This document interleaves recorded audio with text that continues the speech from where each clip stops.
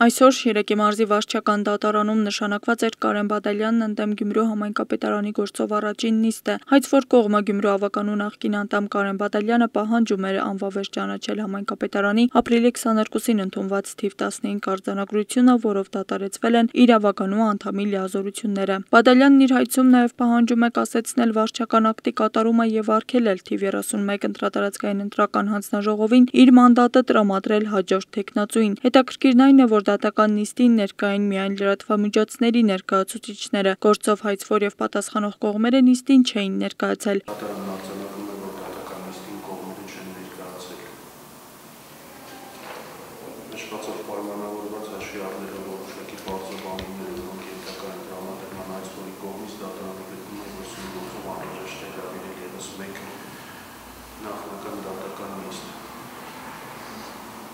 Դատական նիստի վերաբերյալ կողմերը ծանոթացնում պատշաճ կարգով, դատական նիստը հայտարարում